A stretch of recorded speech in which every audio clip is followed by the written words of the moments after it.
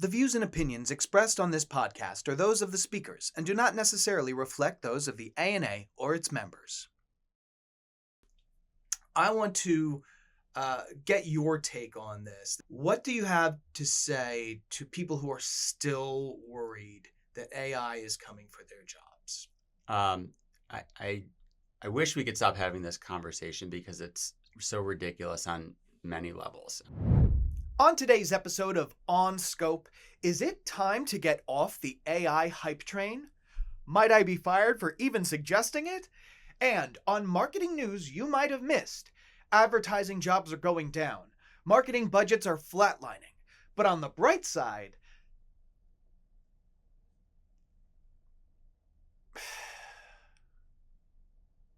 all that next on Scope.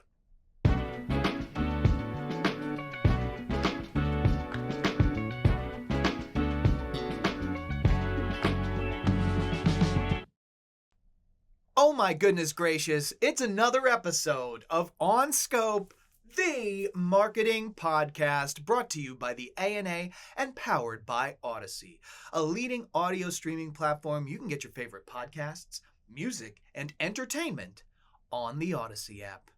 I'm your host, Mike Berberich, and with me as always, Ryan Dinger, producer of On Scope.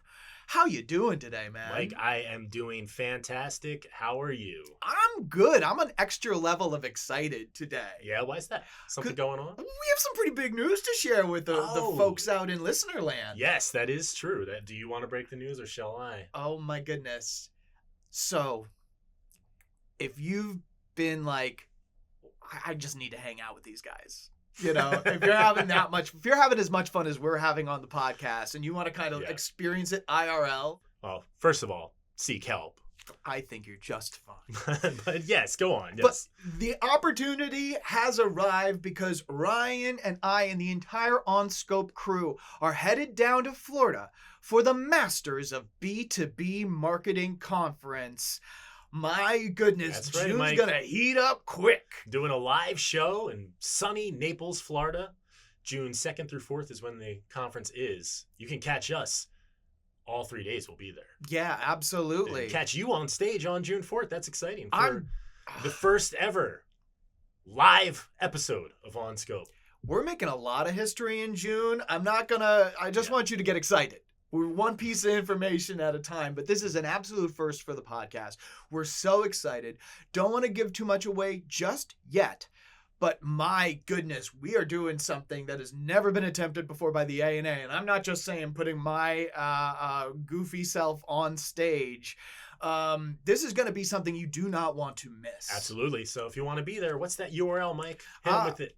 You got to go to ana.net/events, register, get your travel in order, and see us down there June 2nd through the 4th, Naples, Florida. One key thing to remember as well, if you are an ANA member, you can attend at no cost. Woo!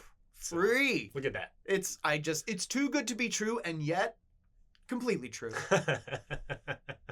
You know? Well said. So now that we're all pumped, we're all hyped. Now I'm like up, I'm ready.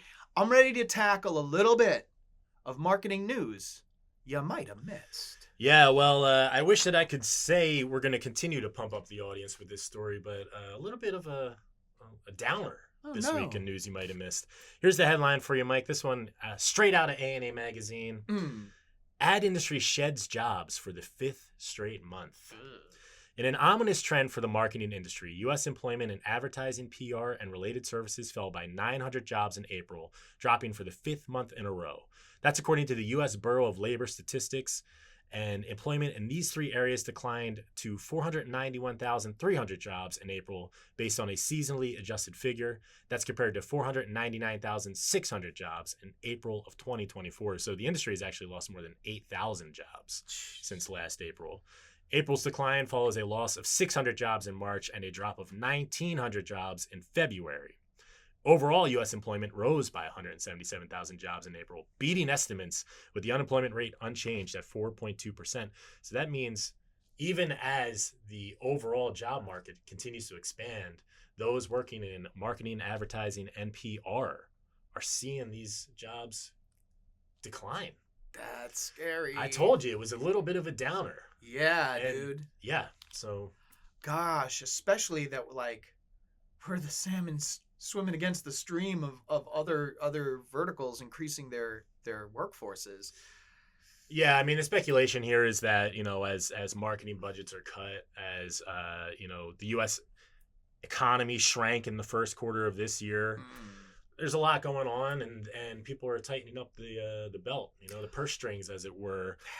The thing that stands out to me, Mike, is I feel like this is going to create an environment where there is less appetite to take risk. Yeah. In your creative and the types of chances you take in marketing, and we know from years of data that that's going to be a valuable loss. Yeah. If we're swimming in this sea of sameness, everyone doing the same thing, afraid to put the creative out there and take the risk, it's going to be hard to break through with audiences. It's super, super tough. And at the same time, super, super understandable. Because yes, the data is pointing, this is actually the time to lean in. Yep. This is actually the time to gain market share, to establish yourself even further at the front of people's minds. But like, I'm not the one going to ask the C-suite for more money right now. Yeah. So that's you got to always think about the humanity behind this. Data is one thing, but like, this is a risk that will cost somebody their job if they're trying to do really, could cost them their job if they're trying to do what's best for the brand. Yeah. It's a really tough position to be in. It sure is. And you feel like that's unfortunate because what is best for the brand, the data says, is right now you have to lean in, as you're saying, and making that sale, putting your career on the line or your job on the line. Much easier said by the two of us here in the studio than it is for the people out there actually having to do the work. But it is a time where you should be leaning in, and like I said, that for me, the lack of risk taking in the creative aspect of the work that our audience does, that's going to be a big loss. And there's actually a lot of things that are sort of coalescing right now that are decentivizing taking risk, putting out there that great work that really moves the needle for your brand. And one of those things happens to be a topic that we're discussing in today's episode.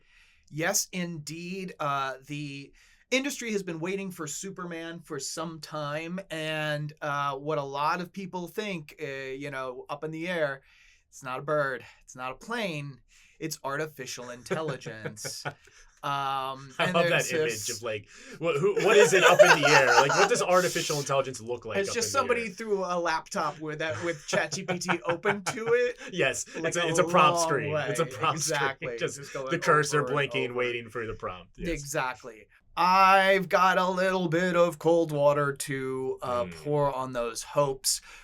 But you know what? I think we found the perfect person to kind of break down why that's not the worst news in the world. Yeah.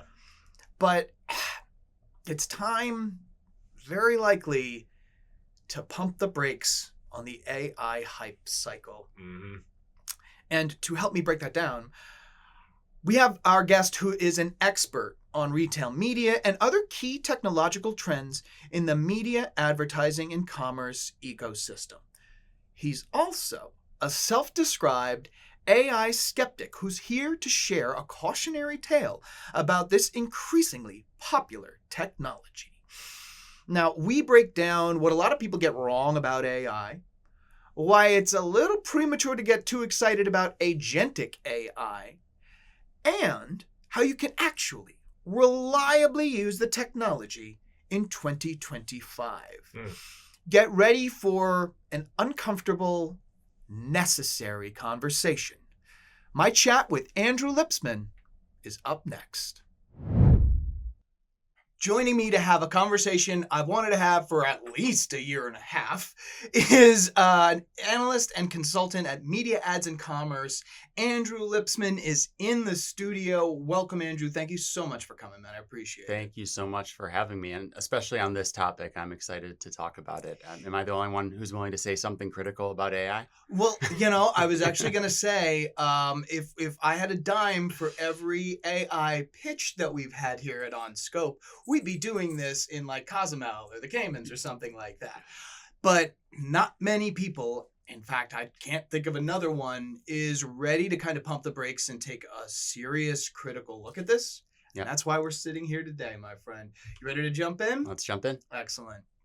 So I like to kind of start at a foundational level with a lot of these talks, and then we'll get crazier as we go on.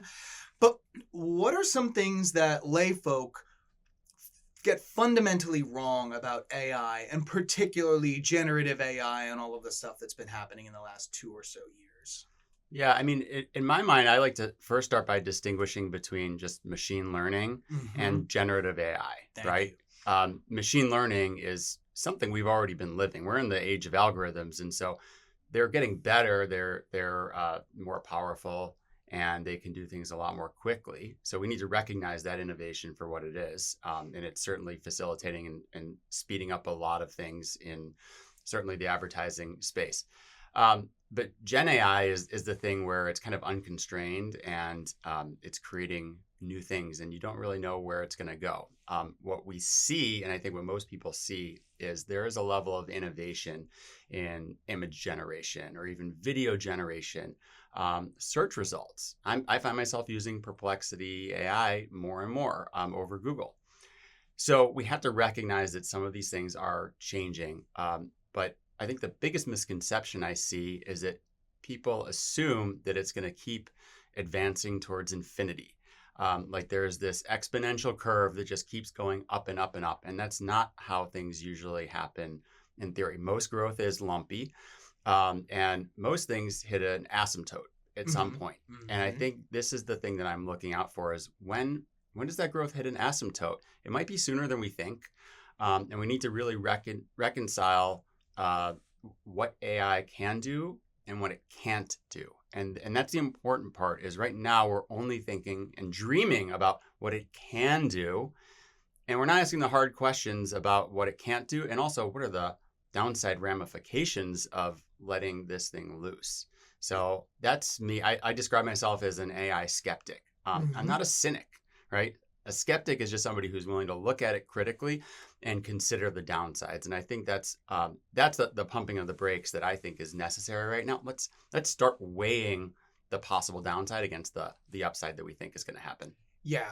Whenever you're in an area where people get nervous or upset that you're asking questions, you should probably keep asking those questions. Yeah. Well, and the people who don't like it, let's be honest, a lot of people want to make a lot of money off this. And we've seen this happen, over the last several years. There have been a lot of technological innovations that people were looking to get rich off of. And so there's an incentive there. I'm not trying to get rich off of AI or being a skeptic of AI. I'm just trying to look at it for what it is and maybe what it isn't. I think one of those great, I do love that you laid that out there, because I think a lot of people do think, oh, it's going to take care of itself. Yeah, it's imperfect now, but it'll take care of itself. I think a big group of that population are marketers. And so I want to talk about, you were recently in a room full of brands. You said one of your favorite kind of situations, and you were presenting a cautionary tale. What was your overall message, and how did your view of AI factor into it? Sure. Well, so the broad theme of the talk was how brands really grow, playing off of Professor Sharp's How Brands Grow, which is obviously a touchstone for brands, especially CPG brands. And I really spent the first half of the presentation showing in gory detail all the ways that brands are wasting money. And the theme behind how they're wasting money really has to do with optimizing to the wrong metrics, letting algorithms run wild, and it's leading them down the wrong path. So there's a ton of waste. That's the bad news. The good news is there is an optimistic future here, which is all of that wasted spend can get redeployed, and their brands can actually grow if they start optimizing to the right things. And so there's this idea out there that AI is going to solve everything. It's going to optimize all of our media. It's going to create the best creative. Everything's going to be personalized. And my message was, let's get back to basics. Let's stop being data jockeys, and let's start being marketers. The fundamentals of marketing do not change. They don't change. And there's certain things that I just fundamentally don't think data is ever going to be able to create in a way that's going to resonate with people. Like human creativity. Mm-hmm. Oh man, you're now just reminding me why I was so excited for this conversation. The first time we spoke, it was like, man, I feel like, am I ripping Andrew's stuff off? Because we have such a shared, we have so many shared opinions that the foundations of marketing, like you can filter everything through that. Like why you're going tech first and being like, well, what are we going to do with this? Like, no. You have the filter. It's been there since for time immemorial, you know, like, so I love that. I really think that is a fantastic, just kind of base to begin thinking about anything, and especially AI and the latest developments. And that's why I used the how brands grow construct, because it is really marketing in its simplest form. I actually stumbled across a podcast from Bob Hoffman, the Ad Contrarian, recently. Yeah. And he said something in it that I immediately thought was really interesting. He said, marketing at the end of the day is about fame and distribution.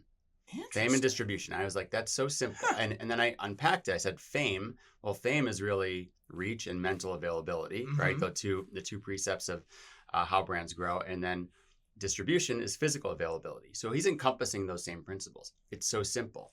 Then in my head, I was like, marketing is about fame and distribution. Then why has it really become about gaming attribution? Yeah. And that's where we're at today. We are playing a game of gaming attribution, and that is what drives dollars and how everybody looks at everything. And we've just lost the script. Marketing is a lot simpler. It doesn't have to be complex. Yeah. Here. And I don't want to say it started here, but a lot of this was propagated by the programmatic explosion of about maybe a decade, a little bit more ago, which kind of drives me crazy because, like, we have the case study. We're still dealing with glaring problems with our programmatic media system. So I want to ask, why are marketers so willing to sink money into even less transparent AI-driven media? Like, where is the disconnect?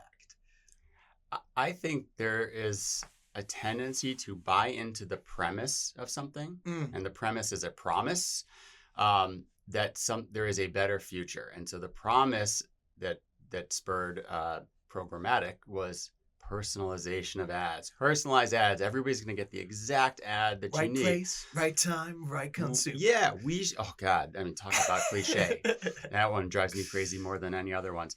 But it's the promise. I mean, this is where we should have stopped the brakes and programmatic to say, do we really need every ad to be personalized? I don't know that if you sit there and change every little variable on an ad that reaches me, that it's going to work better. Part of how advertising works is that there's a common message and we all see the same thing, and we know that the person next to us sees the same thing.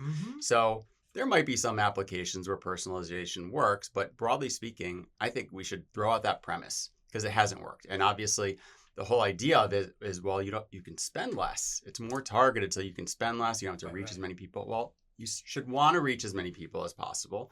And the efficiency that was promised isn't there because we're spending, the programmatic tax.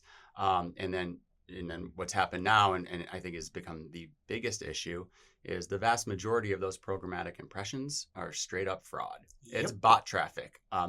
And I keep coming back to this, like, this is the issue. I talk to brands constantly, and they start with brand safety. And let me just say, brand safety is an important issue, but it is a constrained issue. Yes. Right? It's an issue when an actual human sees the ad, and then some percentage of them are in bad places. The fraud and bot traffic issue is a completely unconstrained issue because it is now trivial in the age of AI to make fake websites, point bot networks to them, obviously have them create all the desirable metrics, high viewability, high click-throughs, all that stuff. And so that's the stuff that's getting optimized towards. Yeah. So I talked about asymptotes before. In my mind, I think the open web asymptotes towards 100% of traffic being fake. It's not there yet, but what's to stop it? Yeah. And I mean, yes. And I think going back to an earlier conversation, somebody was like, oh, why don't we just stop and think about what could go right with AI? I think the opposite end of that coin is perhaps a little more pressing because, this is where our dollars are going today. A bright, shiny future is fantastic, but we are here and need to get there. And it'd be nice if we still had some of our money when we got there. Not just wasting money. I mean, let's look at where we are today, even before AI has taken over. Mm-hmm. I mean, is your web experience good today? Right? I mean, sincerely. Right? I mean, the user experience is awful. Yeah. And even on some premium publisher sites, there is good advertising online, but it's fewer and far between because the incentive has just become to generate as many impressions as possible. And we're not really taking any consideration of the quality of the impression or the creative that we put into that impression to actually drive a real impact. Here. And when we get back, I would love to discuss the most recent buzzy buzzword, agentic AI, and go a little bit into that and why that might just be like the biggest hornet's nest to date. Stick around. You're not going to want to miss it. Ryan, I've been thinking about when Andrew said how every ad doesn't need to be personalized to a one. Yeah. And that kind of the point used to be creative that a bunch of different people saw and took different things from or resonated. And the fact that we're doing it all together kind of lends that little bit of a cultural flavor to it. Yeah, a bit of a refreshing perspective. Exactly. You don't hear people say that these days. Yeah. And that got me to thinking about the history of incredible winners of the ANA Multicultural and Inclusive Marketing Excellence Awards. Oh, really? Yeah, absolutely. Great marketing just doesn't cut through the noise. It connects us. The 2025 ANA Multicultural and Inclusive Marketing Excellence Awards honor campaigns that build authentic relationships with diverse audiences and drive real business growth. That's the crux of it. Yeah. Ryan, we're doing all of this to drive real business growth. There's a mountain of data to back up that claim, by the way. Absolutely. Speaking of the great history of this award, past winners include Doritos, Dove, Walmart, and Subaru. Wow. What a pantheon of brands right there. Spanning the entire scope. Yeah, excellent work. Excellent brands. Yes. And if you, dear listener, want to join that pantheon of champions, you got to submit your best work to ANA's Multicultural and Inclusive Marketing Excellence Awards. Submit your work by June 20th at anamulticulturalawards.org. And now, back to our show. All right, we are back. My guest, Andrew Lipsman, analyst and consultant at Media Ads and Commerce. And I want to talk about a recent article that you wrote. You are a jack of all trades, wear many, many hats. But this is warning specifically about the perils of agentic AI, tying it to principle-based buying and black box algorithms. Can you give us, for the uninitiated, what the heck agentic AI is in a very high level? And can you shed light on this theory? Sure. Well, I'm by no means an expert on agentic AI, but as it's described to me, you can basically issue a prompt and set this agent off to go do stuff for you, right? It can go book tickets for you and take on various tasks. It can buy you clothes and things of that nature. And so one, I think the whole idea is being oversold on agentic AI because one of the example I was given was you can just give it a prompt to buy you a book on Amazon. And I'm like, well, if it does that, including all the decisioning, what book am I getting? Am I getting the digital version? Am I getting a hardcover? I don't know. So it can screw that up. Right? Even the simple thing. Oh, yeah. By the way, that's the easiest thing I can do on my phone. It's like 2 clicks to buy a book that I want. Yeah.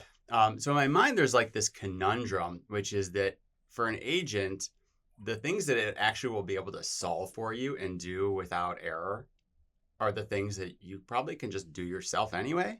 And the things that are super complex that you would want it to do, it's going to fail miserably at. Yeah. So where does that end? Maybe there's just not that much use for an agent, or maybe there's very limited circumstances in which it's going to be used. So again, we're we've bought into this premise that it's going to do everything for us. And I'm like, I don't see it. I don't want it buying clothes for me because it doesn't know what it doesn't know. And if you like, this is an exercise everybody should do to think about the potential of agentic AI. Go back and look at like your last 10 clothing purchases and think about each one. What were the actual things in my brain at that point of decision that I was trying to solve for? And can I even put that stuff in a prompt? And is it going to be able to make nuanced decisions to get me the right thing? And this is where it fails for me because I've covered e-commerce for a long time. In a category like apparel, there's 30% return rates, and it destroys the economics of that. Are we saying that we're going to let agents do all this buying for us and be okay with 80% return rates? Like that's what the reality probably is going to be. Yeah. Yeah, and you actually brought this up, and I'm really glad you did, because this has been a recurring red flag for me when we're talking about new technological capabilities. When the first thing they put forward as this can do, when that thing is something nobody has ever asked for, I saw it with the metaverse. Oh, what are we going to do? We're going to have virtual reality work meetings. Nobody wants that. Nobody wants that. But that was the first from the enterprise solutions. That's what it was. And the enterprise Gen AI was, it's going to summarize your email. Never once have I been like, you know what I would love? I would love for a machine to take a wild guess at the last 3 emails in a thread and try and tell it to me in eight words.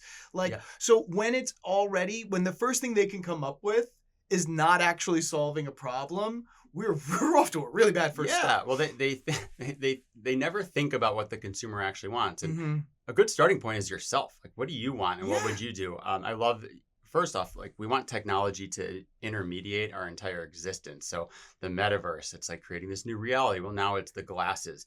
And the thing that the pitch for the glasses is always like, you can be walking down the street and look and see a bird in a tree. And it'll tell you what kind of bird that is. I'm like, I'm not a bird watcher. I don't really care. Yeah. So the use cases, if you're already starting with an edge case and not a use case, I'm not buying it. Right.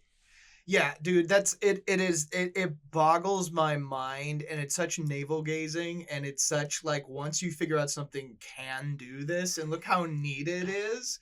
Just that going out into the world with this, it's like, look, I wrote a poem about a pirate. It's like, It's a party trick. Yes, right? It's exactly. a party trick at best. And guess what? The party trick's going to get old if it hasn't already gotten old. But it's not a use case yet. And I don't see the use cases popping up in major ways. 1,000%. So, but I do want to get back because you did tie it into something that, especially in the marketing world, is something we cannot put too fine a point on, and that is tying this into principle-based buying and the black box algorithms. I especially want to touch on that. Yeah, well, so principle-based buying, right? It's agencies going out and buying all this inventory in bulk, and then they become the decision makers in terms of who gets doled what media, right? So all of a sudden, they're no longer the agent, they're the principal. And the information, there's information asymmetry because their brand clients are telling them what they want, what their objective is, what the ROAS hurdle, whatever the case may be. So then the agencies can dole out that media in a way that optimizes for their margins and not necessarily for the client. Now, what we see happening is a new version of this in the AI world, which is all these black box algorithms. I'm talking about PMax from Google and Advantage Plus from Meta. And what those things are doing, I realize, is basically principle-based buying too. They have all these set of constraints on, you can't do different targeting and stuff like that. And I think it's ultimately to kind of pool all of the inventory together. And by the way, what I don't think a lot of marketers realize is that the inventory is not just Facebook and Instagram. It's also the off-network inventory. Yep. Right? Which again, that's mostly fraud. That's mostly bot traffic. And so it's a way to take all that, bundle it up, and offload a lot of that inventory, a lot of the impressions to that less desirable inventory. So again, this allows the platforms to do the same thing. They can optimize for themselves and their own margins rather than for their advertiser clients. Now we get into agentic AI, right? And this lack of the word agent is at the center of all of this. What is agentic AI asking us to do, and what will it ask us to do? Once again, it's asking for all of our data. And it's going to ask for more and more data, our financial data, our health data. Just give us your data and we will be able to optimize everything for you. We're going to sell you this vision of saving you time, money, being a better version of yourself, whatever the case may be.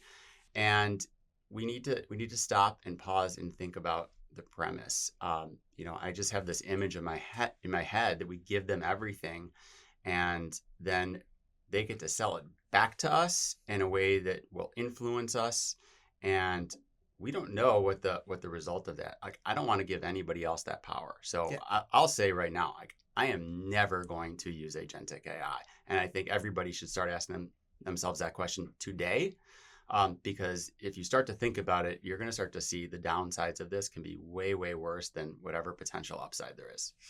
Well, yeah. And the craziest thing is, if this were a person making the same promise to you, like, listen, I know everybody in the city. Like, I'm going to just hook you up. All I need is your social, your bank account, your this, your that. But I am going to make life paradise for you. Like, there's no pitch on earth that was going to do. And now there's a prompt, just a field to fill, and people are going into this. Okay. I mean, where do you think this level of trust comes from? Is it, in my mind, is it like the walled gardens of social worked for like 5 or 6 years really well, and so now people are like, well, if I get the outcome, just go ahead, I don't care. It's human bias. I mean, things are always fun and exciting and interesting and novel in the beginning, right? And I was even thinking about this with TikTok a couple of years ago. I was like, people have more antipathy for Facebook right now, but everyone's like, oh, TikTok's kind of fresh and exciting. And I'm like, yeah, but it's really good at algorithms. Where is this going a few years from now? And sure enough, you start to see these same things take place. So just fast forward in your mind. We've seen some version of the playbook before, and think about where it goes, because it will be great for a moment, and then it will turn south. Yeah, I mean, 1,000%. And do you think it's that same kind of bias towards the fresh and new, like, hey, this is fun, that is convincing marketing leaders who are presumably smarter than myself that, like, these technologies that are showing weird edge cases and kind of things nobody asked for, that they have some belief that this is going to be a creative engine all of a sudden being one of the most important parts of your brand and marketing. Like, I don't understand where that level of trust, again, on that level. Yeah. Well, I want to separate this into two things. First, the creative is one side of it, but actually I think the bigger reason why the marketers are buying into it is because most of their decisioning is driven by metrics. And the AI is already giving them the metrics that they need. Oh, you need to hit this ROAS number. They are tuned to give you that ROAS number, right? Yep. And then also, what are most marketers bonus on? ROAS and cost efficiency. Yeah. And so they see that cost efficiency. Oh, this is going to take out a lot of cost of media. I'm going to be able to optimize all that. So it's kind of telling them it's giving them the promise of what they need to get their bonus and get promoted. Now, the creative side, I'd love to talk to more creatives to see how they feel about it. I think a lot of them don't love the idea and don't believe the fact that you can just iterate a million different versions of different elements of creative and it's going to turn out well. It tends to turn into Franken content. Yep. And, we as humans, one of the things we have not lost is our artistic sensibility. We know it when we see it. And it can't always be perfectly quantified, but we know what hits a certain bar. So will all this creative iteration be able to create a lot of content? Yes. Will it be commodity content? Yes. Isn't that what we're trying to rise above now? We're living in a sea of commodity content. We actually yearn for the stuff that rises above. And that comes from the human mind, not artificial intelligence, right? It's way more artificial than it is intelligence. Hell yeah. I love that. And yeah, and it's funny, I've had this conversation a couple of times in the last week of like, the genre of AI generated image. I don't have to say anything about it, and you know exactly what I'm talking about. It's a little shiny. It's that uncanny valley, weirdly shady and shadowy. Yep. And it never occurred to me before I really started diving into this stuff that would be the inevitable end, because this is all consensus driven. How could it not form its own weird amalgam genre of visual creative? And obviously you can say, well, no, rip this person off specifically. But yeah, just it's It all regresses to the mean, and Yes, that's the thank you. thing at the end of the day. And you see this everywhere. I've covered the D2C space for years, Mhm. and everyone is excited marketers. It's like this is an advertising arbitrage opportunity, but really it was just this like small handful of people who buy a lot of D2C shit, and Sincerely. so everyone starts bidding for these same people, and then eventually the CPMs get so high that you can't make a profit anymore. Like these arbitrage moments are always short lived. I'm a big basketball fan. I think about this a lot. Like Steph Curry and the Warriors changed the game by shooting threes, Mhm. and this became this advantage. But then every team started to build their offense around shooting a lot of threes, and soon that advantage eroded. It's going to happen everywhere, and it's just like it ends up resulting in a sea of sameness. I don't think it takes us to the interesting edge cases that we actually want in creative. Yeah. Love it. Absolutely love it. So you mentioned at the beginning of this conversation that you are skeptical about AI, but not cynical. We're not obviously, and you mentioned machine learning has been doing a lot of very useful things for quite some time. But I want to ask you, put a little bit of sunshine on the subject for just a moment. Are there Gen AI functions in 2025 that you feel are ready and reliable for folks, particularly marketers, to use? I think there's some useful tools. It's very good at distilling information, right? If you've ever had a long Zoom conversation and it gets distilled down into bullets for you, that's Mm-hmm. useful. I don't use that stuff, but a lot of people do. It's good at iterating a lot of stuff very quickly. So it can actually give you the kernels of ideas that you end up using in creative. That's how I've used it, where it just like spin up a bunch of stuff. And then again, your human mind knows it when it sees it and says, that's the kernel of the thing I needed, and it moves you forward. Um, and then optimization. Again, it makes optimization trivial. It can crunch a lot of variables at once. In my career, I spent a lot of time trying to solve the unsolved problem of cross-platform measurement, where you have to measure unduplicated reach across all of these platforms. I'm like, that's actually a great project for AI to take on, because the complexity and the number of overlap functions that you would have to do with panel data wasn't doable. But with census level AI, now you can do probabilistic casting of reach curves and things of that nature. So I think it'd be very, very useful for marketers. But again, it works best when you have a constrained environment.